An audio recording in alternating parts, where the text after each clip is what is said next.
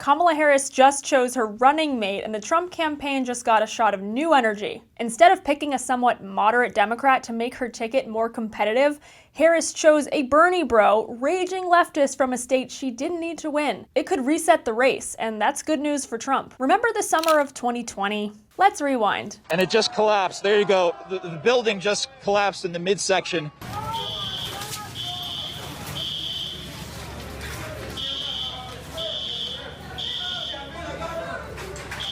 While Minneapolis, Minnesota was burning at the hands of riotous mobs claiming they were fighting for racial justice, here was Tim Walz.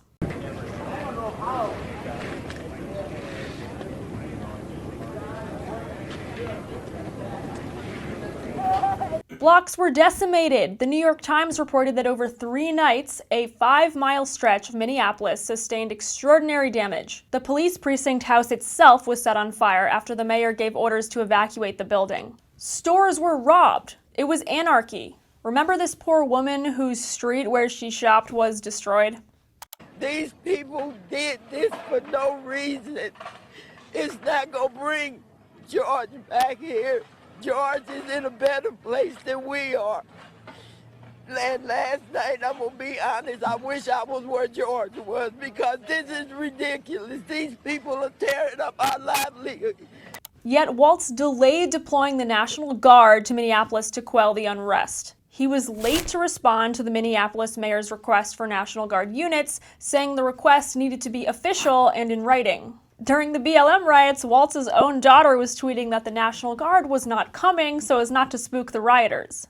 So Walz is a great match for Kamala Harris. Instead of demanding a return to law and order, Harris, the supposed tough-on-crime prosecutor, raised money to bail out the rioters. On June 1st, 2020, Harris tweeted, "If you're able to, chip in now to the Minnesota Freedom Fund to help post bail for those protesting on the ground in Minnesota," and provided a donation link. Harris is denying she was ever involved.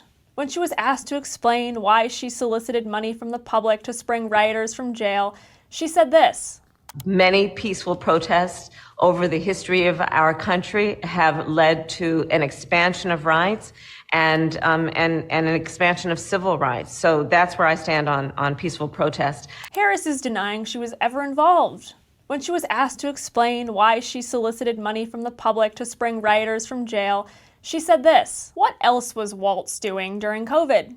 His administration set up a hotline for Minnesotans to tattletale on their neighbors who defied the draconian pandemic lockdown order. When you called it, you would hear this. Hello, you have reached the Department of Public Safety stay-at-home hotline. At the tone, please leave the following information: your name, your callback number, how the stay-at-home order is being violated, and where the stay-at-home order was violated. A snitch program. Feels Soviet. Walz actually bragged that he is a socialist. Don't ever shy away from our progressive values. One person's socialism is another person's neighborliness. He also has no idea what a woman is. His policies would hurt women and girls. For example, he signed a bill that mandated that schools put tampons in men's bathrooms. He has allowed men and women's sports, and he supports children undergoing life-altering sex change surgeries. This is Walz's Lieutenant Governor, Peggy Flanagan, wearing a shirt with a knife on it that says, "Protect trans kids." Walz also opposed the efforts to remove obscene books from children's libraries. Despite all this evidence that Walz is a radical, the media spin has been, well, he may have a very progressive governing record, but he reads moderate and he talks like a regular person rather than a politician, which will play well in rural areas. To quote National Review's Jim Garrity, the media wants us to believe that he's a heavy-set, bald, glasses, and flannel-wearing Midwesterner who looks like he could be a guy behind the counter at a hardware store recommending the Phillips head machine screw over the flathead machine screw. But he is no Larry the Cable Guy. Major, tow major, that's who. J.D. Vance has accused Walz of abandoning his fellow soldiers by running for public office right before his military unit was deployed to Iraq. Here are members of the Minnesota National Guard alleging this. He abandoned us, I mean, what the hell kind of leader does that? I mean, he just, as soon as the shots were fired in Iraq, he turned and ran the other way and hung his hat up and quit. There's no evidence that Walz ever served in combat, yet here he is in a clip the campaign recently shared, playing up his military service and experience hunting, in order to make his opposition to gun rights more credible. I've been voting for common sense legislation that protects the Second Amendment, but we can do background checks. We can do CDC research. We can make sure we don't have reciprocal carry among states, and we can make sure that those weapons of war that I carried in war is the only place where those weapons are at. Claiming that he wielded guns in war is an enormous stretch and supports Vance's argument that he may have committed stolen valor.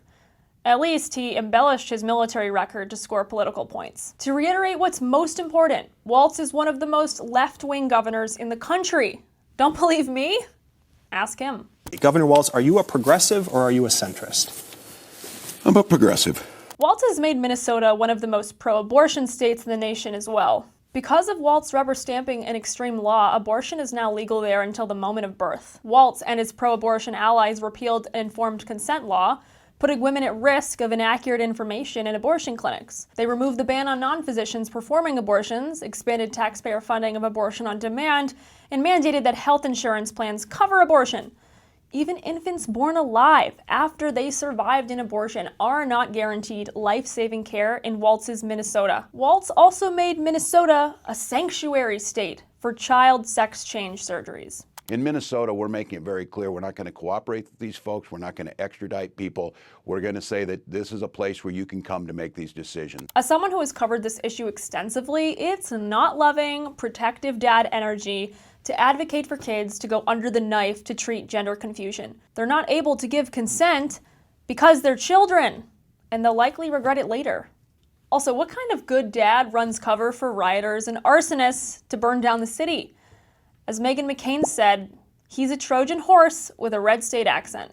Walz was actually not the frontrunner to be Kamala's VP, or so we thought. It was thought to be Democratic Pennsylvania Governor Josh Shapiro. That would have been a smart pick, because Harris must win the Keystone State to win the presidency. Shapiro is a wildly popular governor, has some executive experience, and would balance out the ticket with his somewhat moderate views. But Shapiro's moderate pro-Israel stance, stemming probably from the fact that he is Jewish, was too much to bear for Kamala Harris. Ego, and anti-Semitism it seems, got in the way of Harris picking the best choice for her VP. Now members of the squad, like Jamal Bowman, are cheering on Tim Walz. It's Walz, baby, let's go! That's because he's a radical. Good luck, Kamala. So now the Democratic ticket for president is far more radical than we could have ever imagined. To learn why Kamala Harris would be far worse than Biden, click here.